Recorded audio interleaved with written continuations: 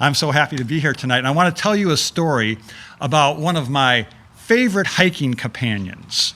And this companion is a 25-pound mini Labradoodle named Carson. Carson belongs to my good friend Mark, and Carson has joined us on hours and hours and miles of hike. And what I really find amazing about Carson is no matter where Mark hikes, Carson is always about 6 inches behind his heel. And it doesn't matter if we're going uphill, downhill, over rocks, over boulders, through streams. Carson is there, and it's amazing to watch. So Carson will come back in the story later, but right now, jumping into where the story is really about, a friend from Chicago and I were going to go hiking, and we wanted to do a week-long hike, and I suggested that we do the Conestoga Trail here, which goes north to south across Lancaster County. And being in Chicago, he thought that would be a great adventure, so he came out here, and we planned to do that in September. Well, my friend Mark knew the Conestoga Trail well, and I had never hiked it at all at this point. And so he offered to show me the trail, parts of the trail, and give me kind of a familiarization hike with the River Hills section, which starts in Peckway, is about 15 miles south of where we are now on the river. And it's a beautiful section, but it's also noted to be the most challenging part of the entire Conestoga Trail. So we plan to do that, and I checked it out on my hiking app, and it said that the pinnacle, which would be where we ended, is the highest point of that trail. It's about 700 feet high. And I thought, well, that's not too bad. I've done more than that. So I figured it's not a problem. So Mark and I go out with Carson one middle of the August day and to do this familiarization 5-mile hike. Well, we got out onto the trail, and we went about 2 miles, and I realized that my 700-foot reconnaissance of this was not entirely accurate, because this trail, if you've ever done it, goes up and down the Susquehanna River Valley's bank, up and down, over and over and over again. And so that 700 feet has to be given a huge multiple, in my opinion, anyway. So after about 2 hours, we usually would have hiked probably 6-7 miles, and we had just gone 2 miles.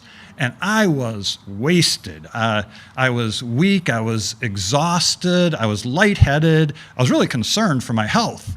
And I told Mark that, I don't know, this is not my day. I don't think I can do this. And the problem is, I don't think I can even make it back to where we started. But Mark, being one of those good people who volunteers to do trail maintenance on the Conestoga Trail pretty regularly, also knew not only the trail, but that there were some spurs that go off of it back to the road. So he knew a spur we could take that would get us back to the road. It was still about 2 miles, but it was not nearly as steep, rugged hill as what we had been doing.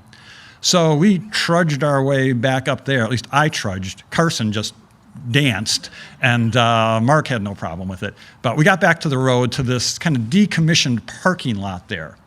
And so we decided that it would be best to leave me at the parking lot. Mark would walk on the roads back to get the car, and Carson would also stay with me.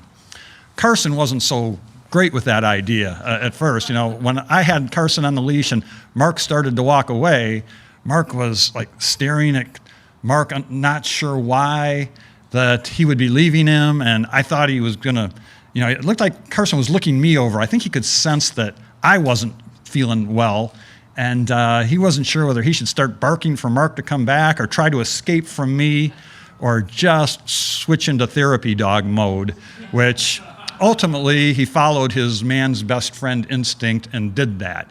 And he came over and sat next to me, actually nestled right up against me, which was kind of comforting.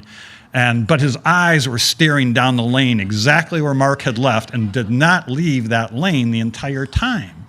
Well, about an hour later, Mark comes back rolling down the car and in the car, and Carson is exuberantly happy, jumping up and down, his tail wagging 100 miles an hour. I was happy too. If I had a tail, it would have been going the same way.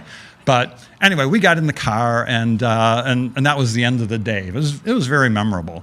But a month later, I was back on the same trail with my friend from Chicago.